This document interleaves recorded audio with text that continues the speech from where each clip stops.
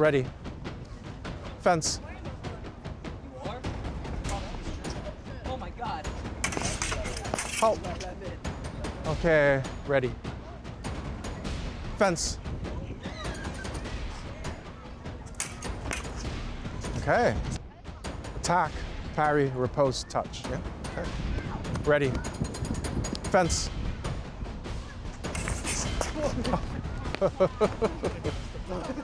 Hawaii, I would say, is the national capital of martial arts. Fencing is a martial art. It's a Western martial art. It has weapons, but it's a martial art. It's more similar to a striking martial art like kendo or karate or taekwondo or kung fu.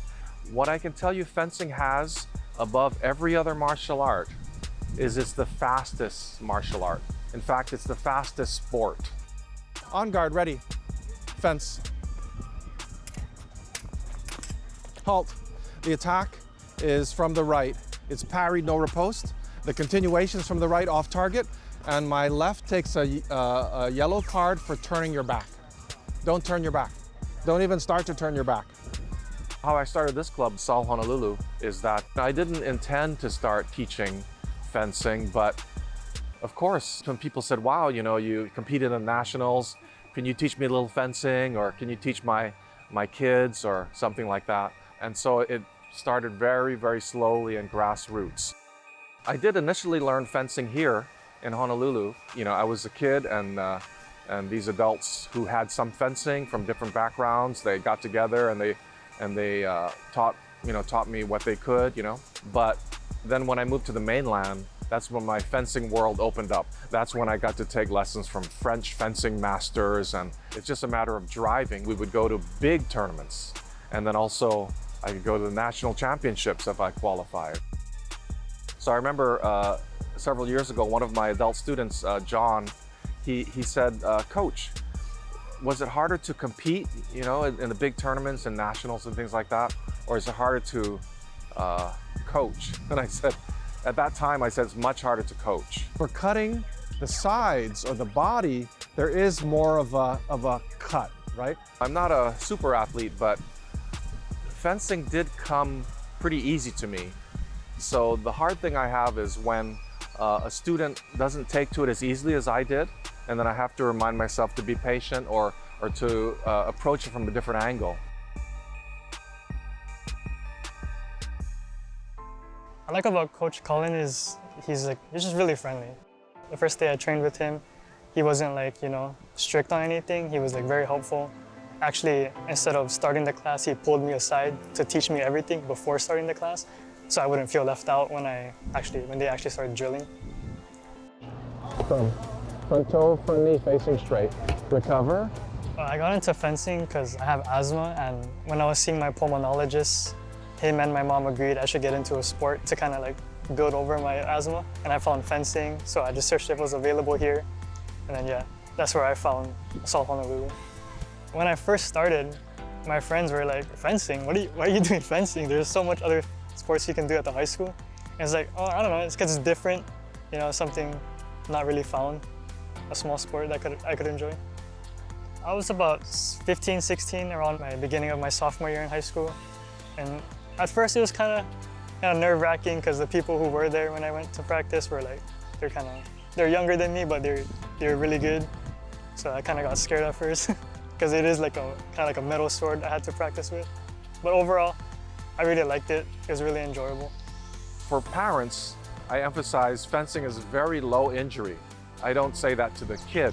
To the kid, I say this is simulated sword fighting. So you can imagine well, in my day, you know, I imagined that was Zorro and D'Artagnan, but today, it'd probably be someone from, I don't know what, you know, from Star Wars, from something like that. Yeah, I have to say, right, that real sword fighting is the most dangerous thing you can do, right? But fencing, which is a simulation or the sportification of it, is the safest thing you can do, you know? So you go from A to Z. A lot of the time, it's really hard to see a moving thin piece of metal when you have the mask on. So you kind of have to like focus up. You look away for 1 second, you're already hit, or you know, you can't even see the blade anymore. So yeah, and it also helps with like hand-eye coordination. You know, you gotta You don't want to keep looking at your hand while you're fencing. You want to just know what you're doing. So a hallmark of fencing footwork is that you should be able to stop on a dime and change direction on a dime.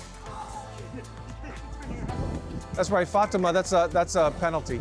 Fencing is a typical sport in that footwork is the most important thing. Is maybe not the most interesting thing, you know, it just takes energy. It's pretty simple, but it takes work, right? The glamorous part, the interesting part is the blade work, right? If I have an amazing parry and I'm swishing my sword through the air, that's interesting. But really, what wins tournaments is the footwork.